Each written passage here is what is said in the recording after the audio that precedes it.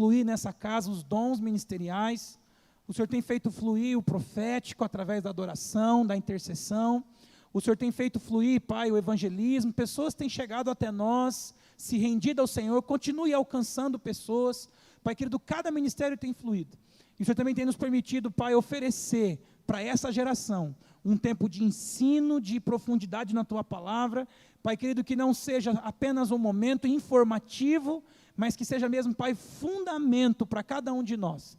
Pai, fundamenta e fortaleça-nos, ó Pai, debaixo da Tua graça, do Teu favor. Abençoe o pastor Reinaldo, a sua casa, a sua família, continue derramando sobre ele unção e graça. No nome de Jesus, amém. Glória a Deus, amém? Amém, irmãos? Glória a Deus. Abra sua Bíblia, Efésios capítulo 3, Efésios capítulo 3. Nós acreditamos muito, irmãos, em uma igreja alicerçada na palavra, em uma igreja que ama a palavra, e eu quero, domingo de manhã o pastor falou aqui de bons hábitos, né? E um dos bons hábitos que a gente tem que ter é separar um tempo do nosso dia para a leitura da palavra, para a meditação da palavra, e com certeza você vai sendo edificado não apenas no momento dos cultos, mas também no seu dia a dia, na sua casa. E outro hábito bom também, irmão, se você puder trazer uma caneta, um caderno, um papel, para você anotar algumas coisas, é muito importante, tá bom? Esses dias eu estava lá em casa mexendo nos papéis ali, eu achei algumas anotações do ano 2000, do ano 2000, anotações de mensagens que eu tinha ouvido, e algumas coisas até peguei, coloquei em algumas mensagens atual, né? Porque a palavra do Senhor, ela é atual, né? Então, algumas coisas que eu tinha anotado bem lá no ano 2000, em 99, e tem um pastor que diz, né, que o papel e a caneta, ele traz muito mais memória do que a melhor memória que a gente tem, né? Às vezes você pega um papel lá, né, de anos que você escreveu algo, você fala, nossa, eu nem lembrava disso. Então, tenha esse bom hábito também de anotar aquilo que está sendo ministrado, tá bom? Eu tenho uma tática, eu fiz um grupo, coloquei a Rebeca e tirei ela do grupo, daí fiquei só eu no grupo, né? Fiquei sozinho no grupo. Aí nesse grupo eu vou colocando coisa ali, às vezes Deus me dá algo, eu jogo lá no grupo, né? Alguma palavra, alguma coisa, eu jogo lá no grupo, só tem eu no grupo, né? E aí depois eu vou e leio aquele grupo, que só está eu, né? Então faça isso também, coloca lá, faz um grupo só você, e fica lá depois colocando. Às vezes Deus nos dá alguma coisa, e a gente não anota, né, Marli? A gente esquece. Aí você fala, meu Deus, como é que eu vou lembrar aquilo que Deus me deu aquele dia? Então, se você tem ali o celular, ou um papel, alguma coisa para você anotar, é importante. Tá bom? Vamos lá, Efésios 3. Hoje nós estamos na 8ª mensagem sobre a carta de Paulo aos Efésios. E hoje nós vamos falar um pouco aqui sobre a igreja, o método de Deus. É o nosso tema, o nosso texto base aqui, Efésios 3:10, né? Mas nós vamos ler todo o capítulo 3. Vamos ler todo o capítulo 3 e vamos falar algumas coisas aqui. Diz assim: por esta causa eu, Paulo, sou o prisioneiro de Cristo Jesus, por amor de vós, gentios. Se é que tendes ouvido a respeito da dispensação da graça de Deus a mim confiada para vós outros. Pois segundo uma revelação, me foi dado conhecer um mistério, conforme escrevi há pouco, resumidamente. Pelo que quando ledes, podeis compreender o meu discernimento do mistério de Cristo, o qual em outras gerações não foi dado a conhecer aos filhos dos homens, como também agora foi revelado aos seus santos, apóstolos e profetas no Espírito. A saber que os gentios são co-herdeiros, membros do mesmo corpo, e coparticipantes da promessa em Cristo Jesus por meio do Evangelho, do qual fui constituído ministro, conforme o dom da graça de Deus a mim concedida, segundo a força operante do seu poder. A mim, o menor de todos os santos, me foi dado esta graça, de pregar o evangelho aos gentios, o evangelho das insondáveis riquezas de Cristo, e manifestar qual seja a dispensação do mistério, desde os séculos, oculto em Deus, que criou todas as coisas. Agora o versículo 10. Para que, pela igreja, diga assim comigo, pela igreja. A igreja é o método de Deus, irmão. A multiforme sabedoria de Deus se torne conhecida agora dos principados e potestades nos lugares celestiais, segundo o eterno propósito que estabeleceu em Cristo Jesus, nosso Senhor, pelo qual temos ousadia e acesso com confiança mediante a fé nele. Portanto, vos peço que não desfaleçais nas minhas tribulações por vós, pois nisso está a vossa glória. Por esta causa me ponho de joelhos diante do Pai, de quem toma o nome toda a família, tanto no céu como sobre a terra, para que, segundo a riqueza da sua glória, vos conceda que sejais fortalecidos com poder, mediante o seu Espírito no homem interior. E assim habite Cristo no vosso coração pela fé, estando vós arraigados e alicerçados em amor, a fim de poderdes compreender com todos os santos qual é a largura, o comprimento e a altura e a profundidade, e conhecer o amor de Cristo que excede todo entendimento, para que sejais tomados de toda a plenitude de Deus. Ora, aquele que é poderoso para fazer infinitamente mais do que tudo quanto pedimos ou pensamos, conforme o seu poder que opera em nós. A ele seja a glória na igreja e em Cristo Jesus por todas as gerações, para todos sempre. Amém. Glória a Deus. Então, meu irmão, da mesma forma que nós fizemos aqui na terça passada, eu quero dividir esse capítulo em duas partes. A primeira parte está do versículo 1 ao versículo 13, onde ele fala sobre o mistério revelado. Diga comigo assim, mistério revelado. Você que está anotando, anote. Versículo 1 ao versículo 13, Paulo fala sobre o mistério revelado. A segunda parte, Paulo faz uma oração ousada. O pastor Hernandes Dias Lopes, ele diz que essa oração que Paulo faz aqui, do versículo 13, do 14 até o versículo 21, é a oração mais ousada de toda a Bíblia. Então, versículo 1 ao versículo 13, ele fala sobre o mistério revelado. E do versículo 14 ao versículo 21, é a oração mais ousada da Bíblia. Preste atenção. Se você é um estudioso da Bíblia, se você é alguém dedicado a ler a palavra, um dos pontos para você ter um entendimento da palavra é você pegar as palavras-chave. Então você pega um capítulo, você vê qual o capítulo que ele fala, que ele repete as mesmas palavras. Nesse capítulo 3 de Efésios, uma palavra que Paulo fala muito, ele fala que só no capítulo 3, ele fala 3 vezes essa palavra. E em toda a carta aos Efésios, ele fala 5 vezes. E essa palavra é a palavra mistério. Diga assim comigo, mistério. Mistério.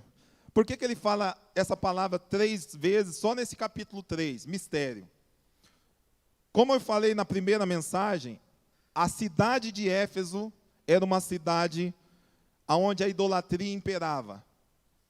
A cidade de Éfeso, ela tinha uma escola de misticismo, onde pessoas de várias partes do mundo vinham até Éfeso para estudar magia, esoterismo, religiões orientais, sabe aqueles negócios estranhos? Éfeso era a capital do misticismo. Éfeso era extremamente mística, esotérica, espiritualista. Eles consultavam astros, eles faziam simpatias, eles gostavam de mágicas. ocultismo. Éfeso era o centro das atividades ocultas. Era uma cidade conhecida como a capital do mistério. Éfeso era conhecida como a capital do mistério. Então, por que Paulo, Juninho, fala 3 vezes, só no capítulo 3, e 5 vezes na carta aos Efésios, a palavra mistério? Porque quando ele falava isso, mistério, as pessoas já chamavam atenção. Falavam, o quê? Mistério? Eu quero saber qual é esse mistério. Né? Eu quero saber o que é isso aí, porque eles gostavam disso. Para você ter uma ideia, a gente leu aqui na primeira mensagem, se você pode projetar para nós lá, Atos 19, versículo 19. Atos 19, versículo 19.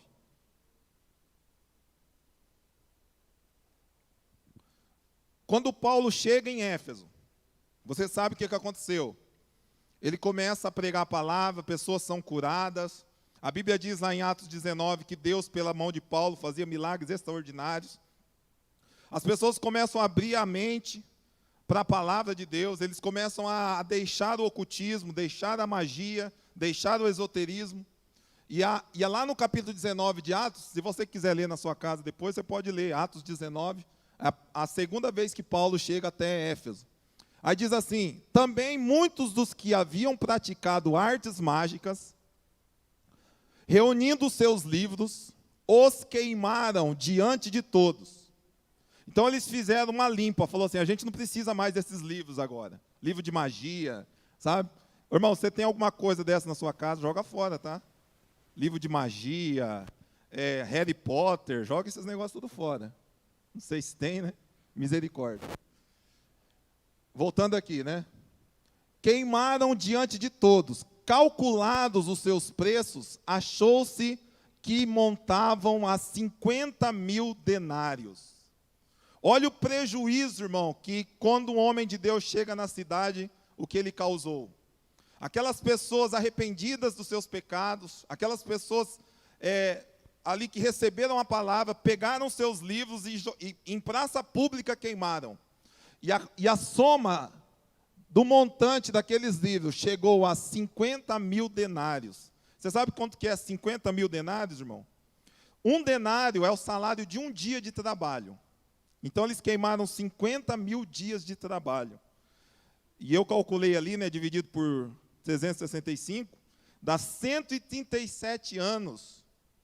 137 anos de trabalho. Então, eles queimaram aqueles livros de magia, porque eles não precisavam mais daqueles livros. Né? Porque agora eles estiveram em encontro com o Evangelho de Jesus Cristo. Amém? Então, meu irmão, uma das características de alguém que se converte é fazer uma fogueira, né? Eu lembro quando, não lembro, né? Minha esposa conta que quando ela se converteu, ela fez uma limpa, pegou lá aqueles discos, livro, fez uma fogueira lá e queimou tudo. E uma das características quando alguém se converte é fazer assim, não dá para os outros, né? Se não é bom para você, não é bom para os outros, né? Então, fazer uma fogueira e queimar. Então, eles fizeram isso, fizeram uma fogueira e queimaram 137 anos de trabalho em livros de magia. Então, por isso que Paulo pega justamente a palavra mistério. E alguém, quando ouvia aquela palavra, falava assim, algum cidadão de Éfeso, né, falava assim, o que é, Paulo? Você vai falar um mistério? Então, eu vou prestar atenção no que você vai falar. A gente tem que aprender a usar essa tática, né? Paulo ele falava assim que ele se fazia de louco para ganhar os loucos. Né? Então a gente tem que aprender essa tática também, de usar aquilo que vai chamar a atenção das pessoas. Aí vamos começar aqui do capítulo 3. Aí Paulo começa falando assim, por esta causa eu... Então ele está falando aqui, ó. Por qual causa? Ele está falando assim, ó. Por esta causa. Eu não sei se você sabe, mas a Bíblia... Primeiramente, ela não era dividida em capítulos e versículos. Ela foi dividida assim, para que nós possamos ter uma facilidade para memorizar os textos. Então, ela não era escrita assim, capítulo e versículo. Então, o capítulo 3, ele está falando por esta causa. Que causa? Aquilo que ele falou no capítulo 2. O que ele falou no capítulo 2? Que tanto os judeus como os gentios agora estão unidos em Cristo. Pela cruz, Jesus ele quebrou o muro de separação que havia entre judeus e gentios. E agora todos têm acesso à presença de Deus, tanto judeus como gentios. Então ele está falando assim, por esta causa, por causa daquilo que Cristo fez. Você lembra o estudo de terça-feira passada? Que antes nós éramos inimigos de Deus, agora nós somos amigos. Antes nós vivíamos segundo o príncipe da potestade do ar, segundo o espírito que atua nos filhos da desobediência. Agora Cristo nos resgatou pela graça. E agora tanto judeus como gentios são apenas um em Cristo Jesus.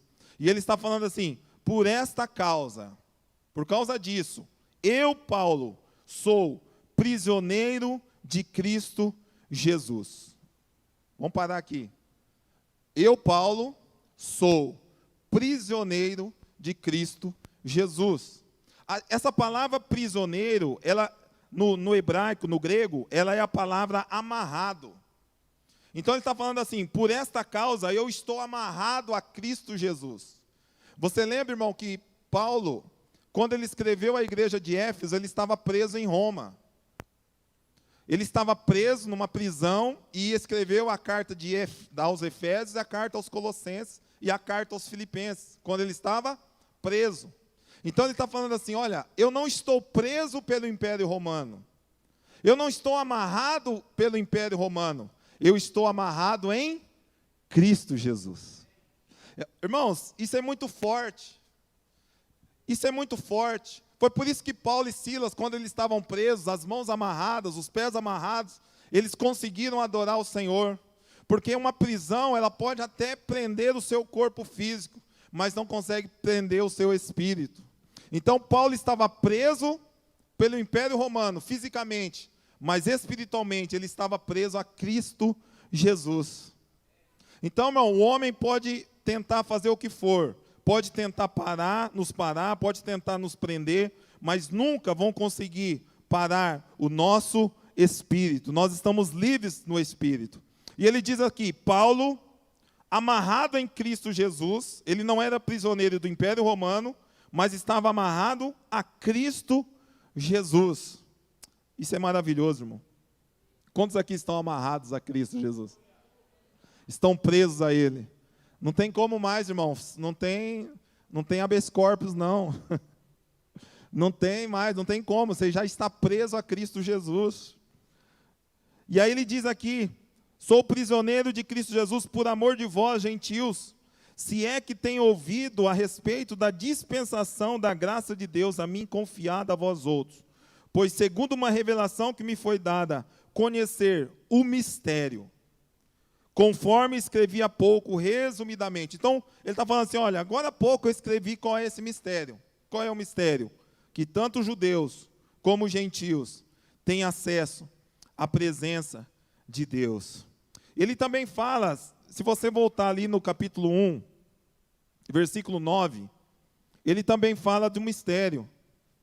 Ele fala assim, capítulo 1, versículo 9, desvendando-nos o mistério da sua vontade, segundo o beneplácito que propusera em Cristo, de fazer convergir em Cristo, na dispensação da plenitude dos tempos, todas as coisas, tanto as do céu como as da terra. Então, capítulo 1, versículo 9 e 10, ele fala qual é esse mistério.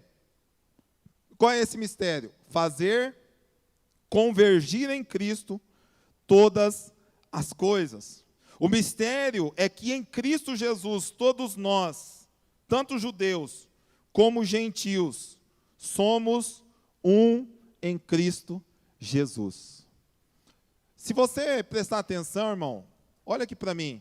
Se você prestar atenção, você vai ver que os judeus eram um povo totalmente racista na questão espiritual. Os judeus eram um povo totalmente exclusivista, vamos dizer assim. Eles achavam que só eles tinham a salvação. Eles achavam que só eles tinham o direito de entrar na presença de Deus, porque eles tinham as promessas, porque eles tinham Abraão, porque eles tinham a aliança, porque eles moravam na cidade santa, em Jerusalém. Então eles achavam que só eles seriam salvos. E aí Paulo vem e diz assim: olha, o mistério é esse, que agora, tanto judeus como gentios, eles fazem parte das promessas de Deus, eles têm acesso à presença de Deus, e eles são salvos em Cristo Jesus, tanto judeus como gentios. Então esse era o mistério. Eu gosto muito de um texto, que é o texto de Atos capítulo 10. Atos capítulo 10, se você que puder anotar para você ler na sua casa, fala sobre Pedro. E Pedro era um judeu raiz, vamos dizer assim. Ele era um judeu raiz. Pedro, na cabeça dele, ele achava que somente os judeus seriam salvos.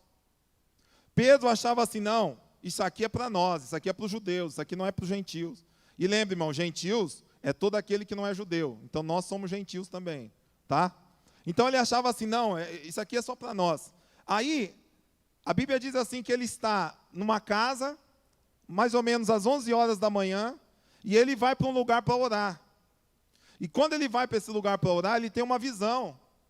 E nessa visão desce um lençol do céu, e nesse lençol tem animais impuros.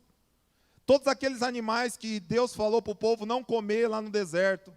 E aqueles animais começam a cair naquele lençol. Aí Deus fala para ele assim: olha, mata e come. Aí Pedro falou: não, Senhor, eu sou judeu.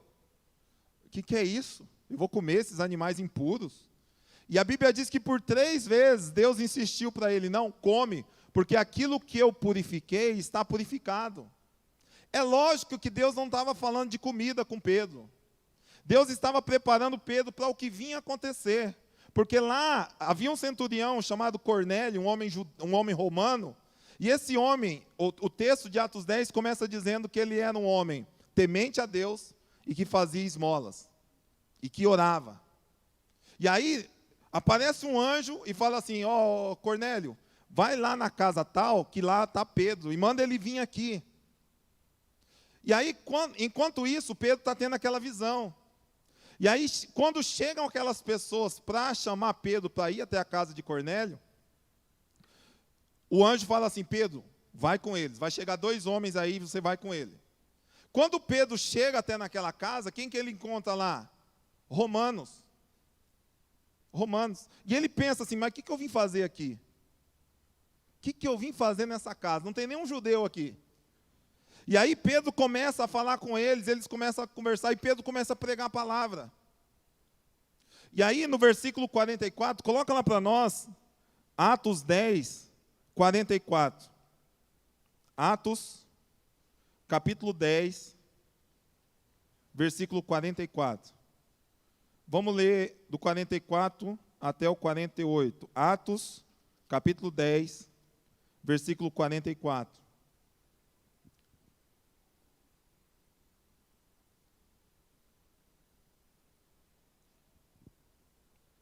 Amém? Assim, diz assim o texto: ainda Pedro falava essas coisas, então Pedro está pregando a palavra, quando caiu o Espírito Santo sobre todos os que ouviam a palavra. Aí bugou a cabeça de Pedro. Ele falou: como assim? Como assim? Esses romanos aí, esse povo que nem é judeu, está recebendo o Espírito. Olha o versículo 45. E os fiéis que eram da circuncisão, os judeus que foram junto com Pedro, admiraram-se, porque também sobre os gentios foi derramado o dom do Espírito Santo. Então, olha, o texto é bem claro. Ele fala que os judeus que foram com Pedro se admiraram, porque também sobre os gentios o Espírito Santo foi derramado. Versículo 46, pois os ouviram falando em línguas, engrandecendo a Deus. Então perguntou Pedro: porventura, pode alguém recusar a água, para que não sejam batizados, estes que, assim como nós, receberam o Espírito Santo? E ordenou que fossem batizados em nome de Jesus Cristo.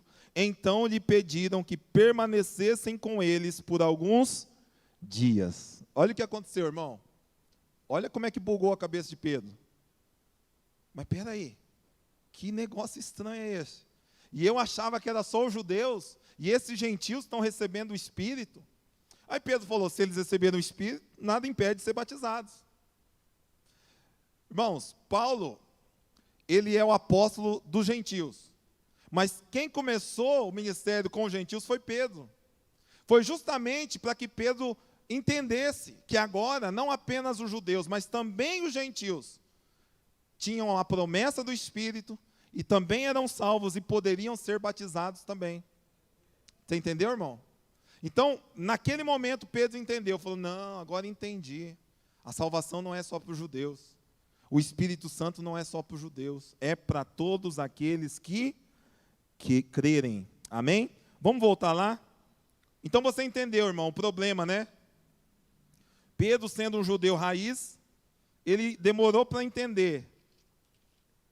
Ele demorou para entender que o Espírito Santo também é para os gentios. Versículo 6. Vamos lá para o versículo 6. Então, ele agora no versículo 6, Paulo vai falar de alguns pontos importantes aqui para os gentios. Ele diz assim, a saber que os gentios são co-herdeiros. O que os gentios são? Co-herdeiros. A palavra co-herdeiro significa herdeiro junto. Herdeiro da mesma forma. Então, eles acharam que quem eram os herdeiros? Os judeus. Aí Paulo fala assim, os gentios são co-herdeiros, eles são herdeiros juntos. Então, Paulo está falando aqui que os gentios também têm direitos. Então, você que está anotando assim, marca assim, co-herdeiros, direito. Os direitos deles são co-herdeiros. E ele também fala assim, versículo 6. São membros do mesmo corpo. Membros do mesmo corpo fala da natureza. Então anota aí, membros do mesmo corpo, natureza. E ele também diz que os gentios são participantes. Cadê onde eu estou aqui? Versículo 6. São coparticipantes da promessa em Cristo Jesus por meio do Evangelho. Então ele fala dos direitos, da natureza e do futuro. Direitos, somos co-herdeiros em Cristo Jesus, tanto gentios como judeus. Fazemos parte do mesmo corpo. Isso tem a ver com a nossa natureza. E somos co-herdeiros da promessa em Cristo Jesus. Isso fala do futuro. Então, direito, natureza e futuro. Qual é o nosso direito? Somos co-herdeiros em Cristo Jesus. Qual é a nossa natureza? Somos membros do mesmo corpo. Qual é o nosso futuro? Fazemos parte da promessa em Cristo Jesus. Então, tudo isso aqui o judeu entendia. Eu sou herdeiro, eu sou parte da família de Deus, eu tenho parte das promessas. E agora Paulo fala assim, não é só o judeu, não. Os gentios também fazem parte disso. Você pode dar um glória a Deus por isso, irmão? Diga assim, eu sou co-herdeiro. Diga assim, eu sou membro do corpo de Cristo. Diga assim comigo, eu tenho direito às promessas em Cristo Jesus. Amém? Lembra lá, irmão? O templo de Herodes era construído, aí tinha 3 partes. O átrio, né, o santo do santo, que só entrava o sacerdote. O templo, que só entrava judeu. E tinha um muro que ficava os gentios do lado de fora. Aí Paulo fala assim, agora, quando Cristo morreu, o muro da separação que havia entre gentios e judeus foi derrubado. Não apenas o véu foi rasgado, mas o muro também caiu. E agora, tanto judeus e gentios têm direito às promessas de Cristo e à presença de Cristo. Amém? Vamos continuar aqui, versículo 6, versículo 7. Do qual fui constituído ministro, conforme o dom da graça a mim concedido, segundo a força operante do seu poder. A mim, o menor de todos os santos. Aqui ele faz uma brincadeira, né? Porque a palavra Paulo, ela significa pequeno. A palavra Paulo simboliza pequeno. E ele está falando assim, eu sou o menor de todos os santos. Né? É uma figura de linguagem aqui, né? De todos os santos me foi dada esta graça, de pregar aos gentios o evangelho das insondáveis riquezas de Cristo. Agora presta atenção no versículo 9 e o 10. E manifestar qual seja a dispensação do mistério desde os séculos, oculto em Deus, que criou todas as coisas. Então ele fala de novo a palavra mistério, para que, pela igreja, a multiforme sabedoria de Deus se torne conhecida agora dos principados e potestade nos lugares celestiais. Então agora ele fala assim, agora na igreja não há mais divisão. Agora na igreja não há mais separação. Irmãos, e quando a gente fala que a igreja é o método de Deus, aí você pode pensar assim, mas Reinaldo, eu já fiz parte de uma igreja lá, que era uma briga constante, era gente brigando por causa de cargo, era gente brigando por causa de que queria estar no louvor, era a irmã fazendo fofoca da outra, era o irmão fofocando do outro. Eu fiz parte de uma igreja lá que, só pela graça, né? O que nós temos que fazer aqui, nós, comunidade cristã Vinde? Nos esforçar ao máximo, para que não haja divisão em nosso meio. Porque somente uma igreja unida é que vai manifestar o reino dele na cidade.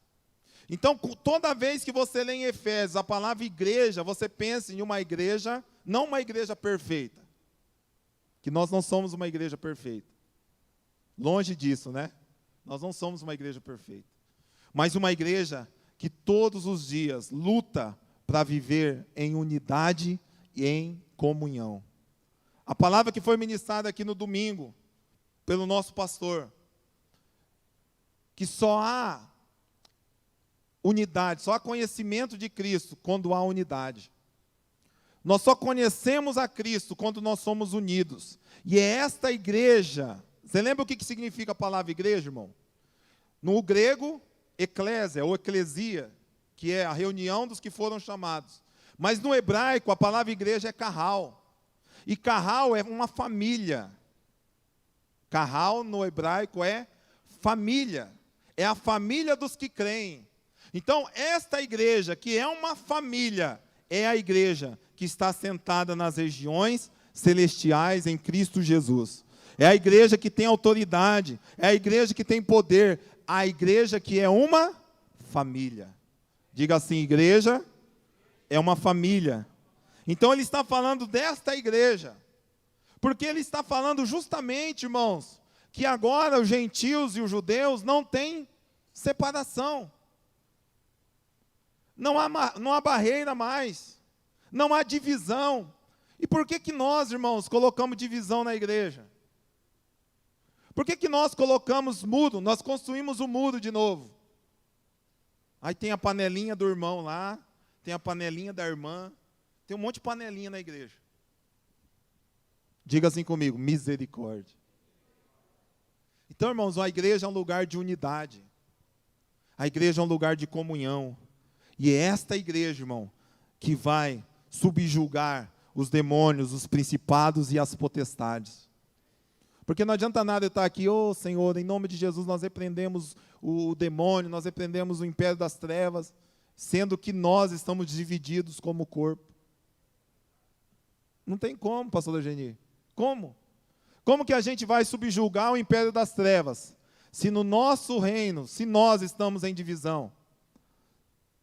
Se não há comunhão entre nós. E ele está falando aqui que tanto judeus como gentios fazem parte do mesmo corpo. Nós, como igreja, fazemos parte do mesmo corpo. Então, esse é o papel da igreja. Uma igreja unida. Uma igreja onde um ajuda o outro. Uma igreja que entende que cada um tem uma visão, cada um tem uma revelação de Cristo, mas quando nós estamos unidos, nós nos completamos. Dá para entender isso, irmão?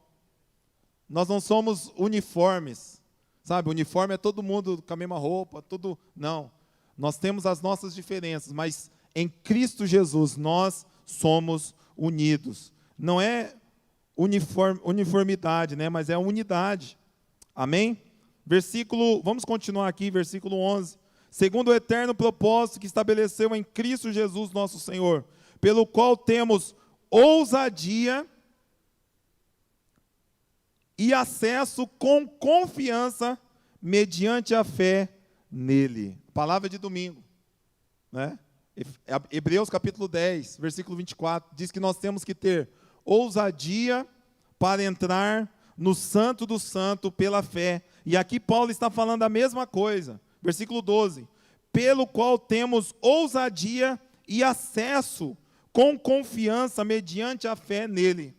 Então o eterno propósito é que nós possamos acessar Cristo Jesus com ousadia, confiança, mediante a fé.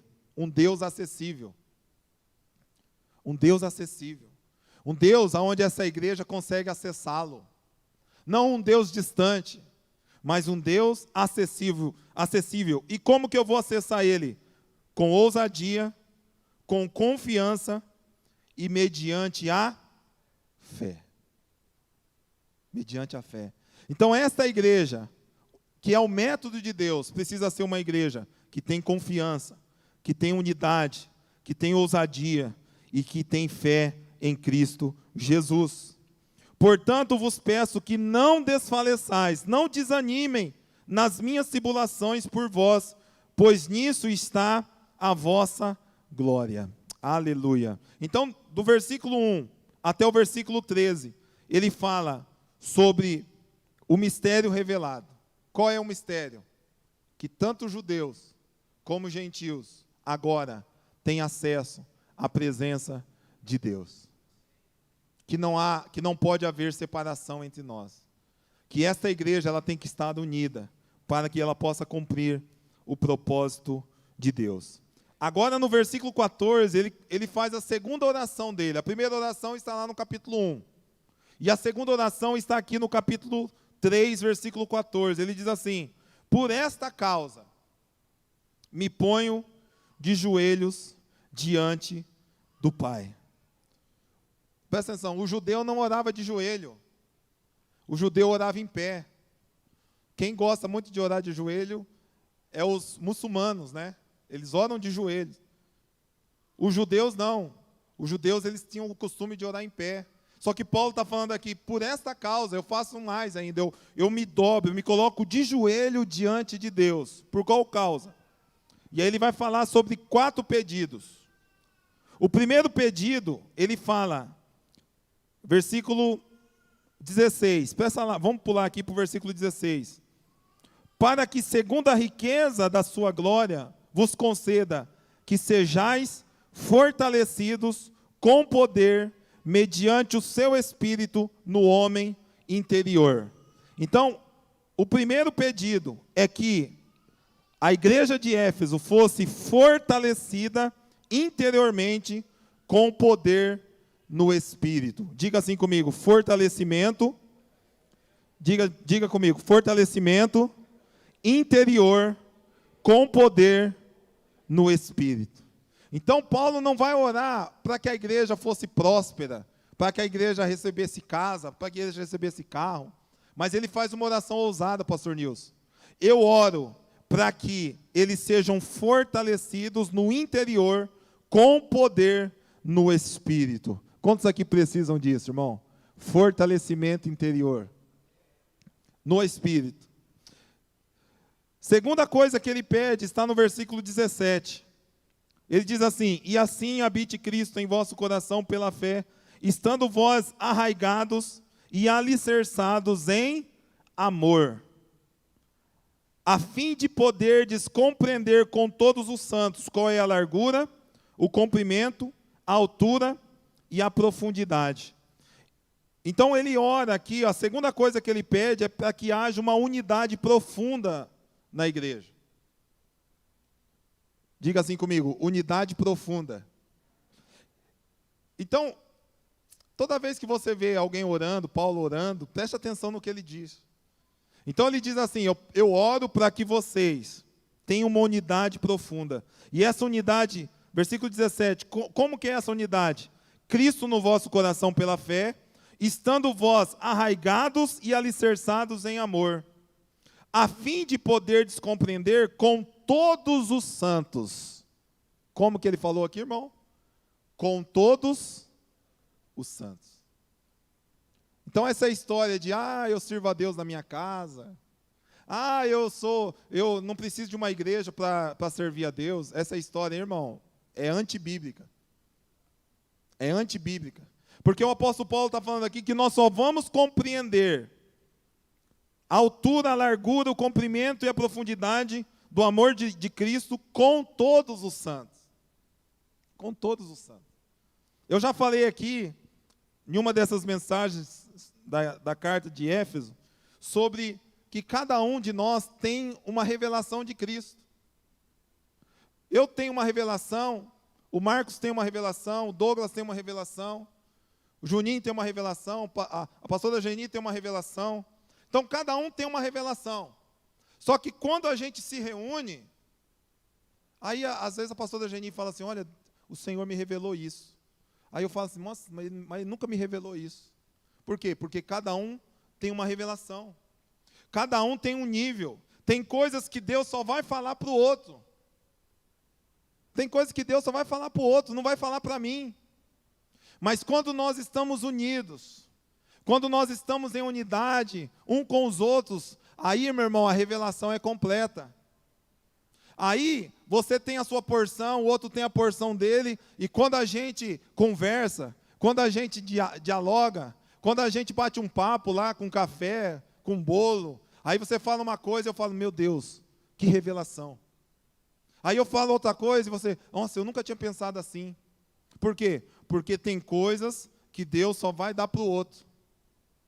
E se eu quiser conhecer Deus na totalidade, eu tenho que me relacionar com os outros. Porque olha o que ele diz, para compreender com todos os santos. Com todos os santos. Não é uma revelação individual, é uma revelação coletiva. Cada um tem o seu nível de revelação. E é assim que Deus faz.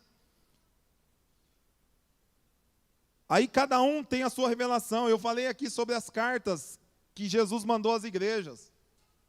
E eu vou falar de novo, irmão. Preste atenção. Jesus escreveu 7 cartas a 7 igrejas. Lá em Apocalipse, capítulo 2 e 3. E para cada carta ele se apresenta de uma forma. Olha que interessante isso, irmão. Olha que revelação isso. Para cada igreja, Jesus se apresenta de uma forma. Então ele podia falar assim, olha, igreja de Éfeso, eu sou Jesus. Igreja de Esmirna, eu sou Jesus. Igreja de Tiatira, eu sou Jesus.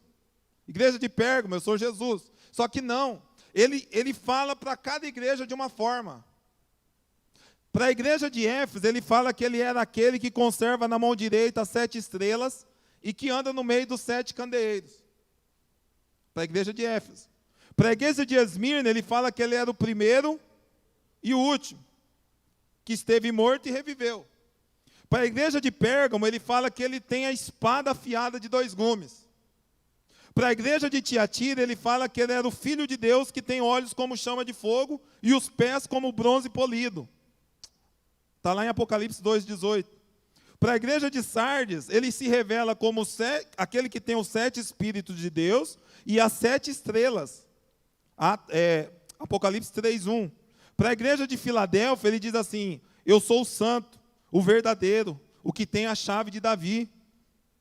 Apocalipse 3,7. E para a igreja de Laodiceia, ele fala assim, eu sou o Amém, a testemunha fiel e verdadeira. Apocalipse 3,14. Então, para cada igreja, ele se apresenta de uma forma. Aí, irmão, a igreja de Éfeso vai mandar um WhatsApp para a igreja de Esmirna. Sabe? Manda lá, ô igreja de Esmirna. Sabe quem que veio aqui hoje? Aquele que conserva na mão direita as 7 estrelas. A igreja de Esmirna vai falar assim, mas eu não conheço esse aí não. Nunca ouvi falar, eu conheço aquele que é o primeiro e o último. Olha que rolo. Por quê, irmão? Porque para cada igreja ele se apresentou de uma forma. Mas quando essas 7 igrejas se reúnem, aí há uma revelação completa. Para uma ele se apresentou de uma forma, para outra ele se apresentou de outra, para outra ele se apresentou de outra. Mas quando essas 7 igrejas se unem, por isso, irmão, que não deve haver esse negócio, a minha igreja, a minha placa, o meu ministério. Não, meu irmão, só há uma igreja, a igreja de Jesus Cristo. É lógico que cada igreja tem um nível de revelação, mas quando todos nós nos unimos, aí há uma revelação completa. Está entendendo, irmão? Por isso que a gente não pode, irmão, falar assim, tal irmão lá, aquela igreja é meio estranha, porque lá eles rodam, eles giram no manto, aquilo lá é meio estranho. Não, meu irmão, aquilo lá é a revelação deles. Outra igreja lá é muito fria. Não, irmão, aquela lá é a revelação dela. Você está entendendo, irmão? Aquela igreja lá, ela faz isso, aquela igreja lá tem célula, aquela igreja lá, ela gosta dos louvores mais de fogo, aquela igreja gosta mais do louvor calminho, aquela igreja é desse jeito. Mas quando todas essas igrejas se reúnem, cada um na sua revelação, elas têm a revelação completa de Cristo. Está entendendo, irmão? Então não julgue o irmão, é a revelação dele. Eu não gosto daquela igreja porque lá tem campanha. A revelação deles é aquela. É aquela. Se eles estão certo ou errado, aí já é outra coisa. Mas é a revelação que eles têm. Mas quando nós nos reunimos como a igreja de Jesus, você acha que lá no céu vai ter uma placa, Comunidade Cristã Vinde, Presbiteriana, Assembleia, Deus é Amor? Não, meu irmão. Lá no céu é só a igreja de Jesus Cristo. Lá não tem placa, irmão. Não vai ter. Então, cada um tem um nível de revelação. E aí ele fala sobre algo interessante. Versículo 19. Olha lá comigo, versículo 19.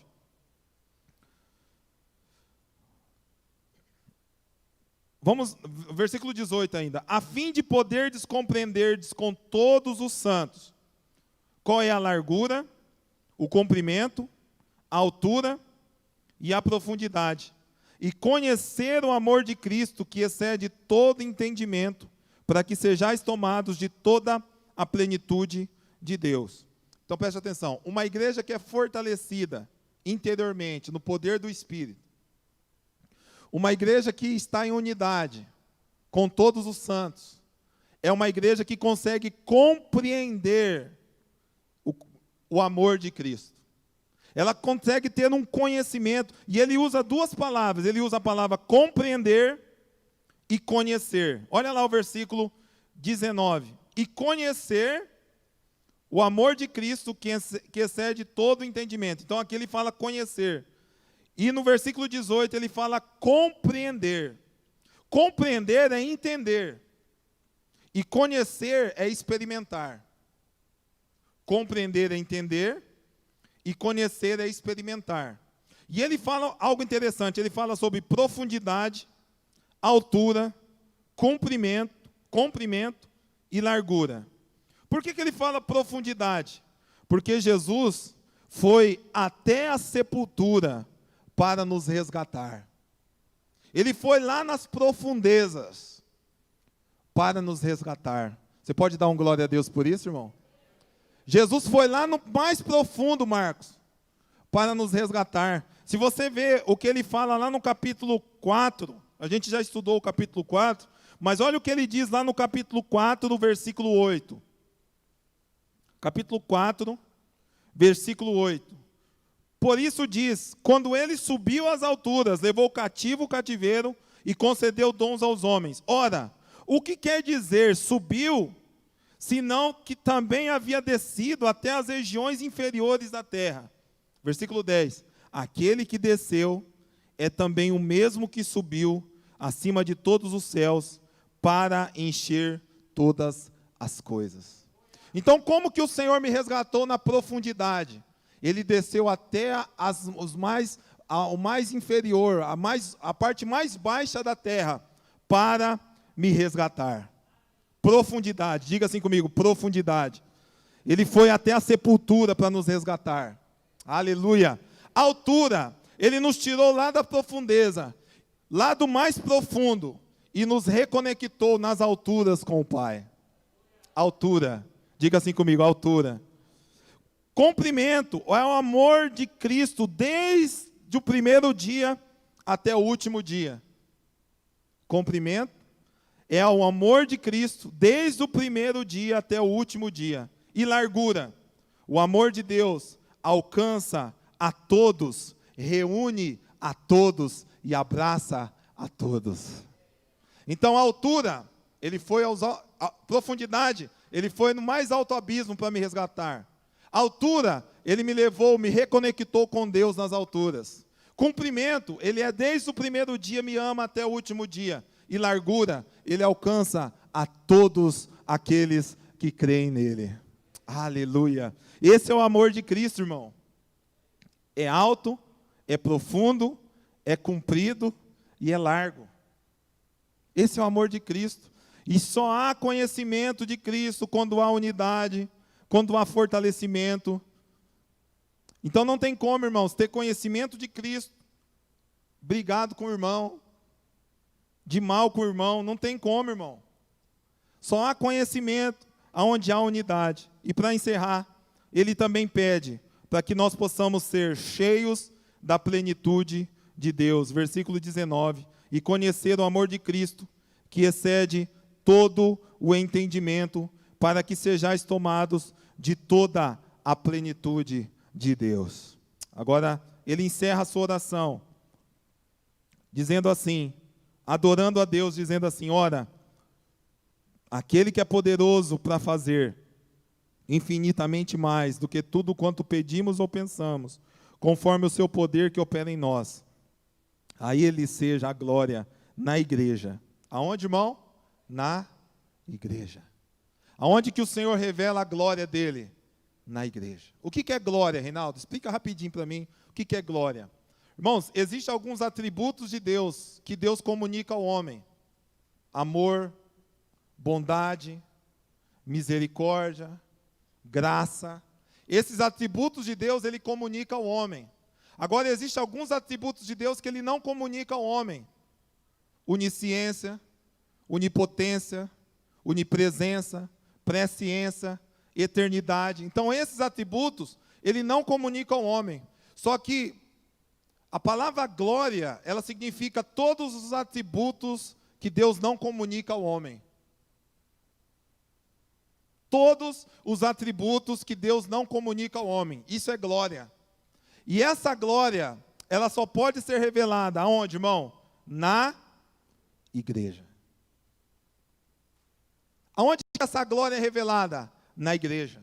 Então, por isso que eu não posso deixar de ser igreja, de estar na igreja. Eu não posso deixar de congregar. Eu não posso deixar de estar em comunhão com os irmãos. Eu não posso trocar o culto por um aniversário. Eu não posso trocar o culto por o final de uma novela ou por uma série. Eu não posso, irmão. Eu não posso. Quando eu entendo que a igreja é o método de Deus. Quando eu entendo que a igreja é o lugar onde Deus se revela. Às vezes, irmão, não sei se já aconteceu isso com você, mas comigo já. Eu estou lá em casa orando e clamando e parece que não vai acontecer nada. Parece que o céu está de bronze. Parece que você faz de tudo e não acontece nada. Aí você sai da sua casa, vem para a igreja. Quando você senta no banco, você já começa a sentir a presença de Deus. Já aconteceu isso com os irmãos? Por quê? Porque é pela igreja. É pela igreja. Revelações que Deus nos dá só na igreja. É só nesse lugar. Tem coisas que Deus só vai fazer na igreja. Lá na sua casa você pode buscar, você tem que orar. Mas na igreja é o lugar onde a manifestação de Deus é real. Na igreja. Então, quantas vezes, irmãos, aconteceu isso comigo? Eu não estava sentindo nada, mas quando eu chegava na igreja, a glória do Senhor se manifestava ali. Porque a igreja é o método de Deus. Diga assim comigo, a igreja é o método de Deus. Aleluia. Então ele diz, a ele seja a glória na igreja, em Cristo Jesus, por todas as gerações, para todo sempre. Amém. Glória a Deus. Vamos ficar em pé. Vamos orar. Que nós possamos ser essa igreja, irmãos. Essa igreja unida. Essa igreja que conhece a Cristo. Essa igreja que tem a revelação dEle. Feche os seus olhos. Pai, nós te louvamos pela Tua palavra, ó Pai.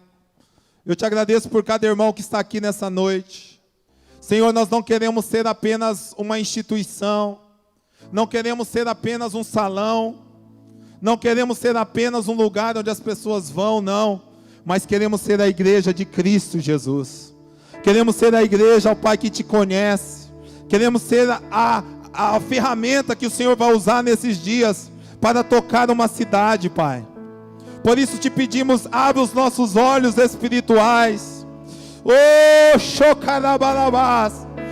Abre os nossos olhos espirituais. Que não haja desavença.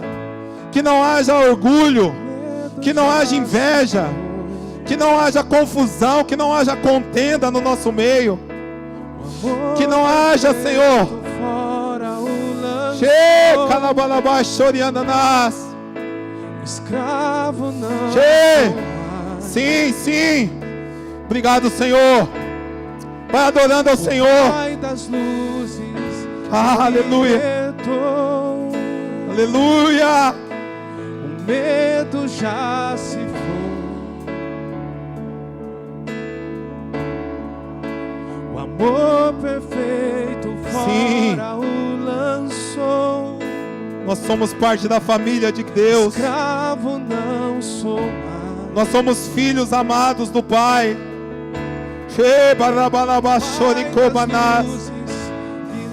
Oh, aleluia. Aleluia. Fui adotado como filho. Declare isso.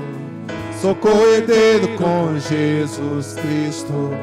Tenho uma grande família. Batizados por teu Espírito. Aleluia. Fui adotado Como filho. Sou co-herdeiro com Jesus Cristo. Sim. Tenho uma grande família. Batizados por teu Espírito. Aleluia. Sim, Senhor, obrigado. Obrigado por fazer parte dessa família, ó Pai. Obrigado por fazer parte da igreja do Senhor. Obrigado por fazer parte da família do Senhor. Por fazer parte desse carral, dessa família, a família dos que creem. Aleluia, Senhor. Fortalece esse povo, Pai. Checa labanamás. Abba, Pai. Oh! Vamos, Abba, Pai. Nós somos teus, pra sempre ser.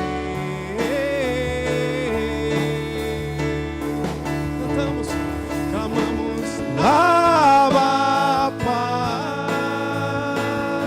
Aleluia. Nós clamamos. Abba, Papai. Papai. Obrigado, Senhor. Nós somos teus para sempre, Pai. Pra sempre ser. Aleluia. Aleluia. Deus abençoe a tua vida. Que você seja uma igreja, a igreja de Cristo. A igreja que vai mudar o mundo não é a igreja que você está indo, mas é a igreja que você está se tornando. É a igreja que você é. É essa igreja que vai transformar essa cidade. Uma igreja unida. Uma igreja que conhece a Cristo. Uma igreja que não tem divisão, que não tem competição, que não tem grupinho, que não tem panelinha, não. Uma igreja que vive o Evangelho de Cristo. Aleluia. Vá em paz. Que Deus te acompanhe. Em nome de Jesus. Aplauda Ele bem forte. Aleluia. Fui adotado como filho, sou co-herdeiro com Jesus Cristo, em uma grande família, batizados. Fui adotado como filho. Oh! Em uma grande família, Teu Espírito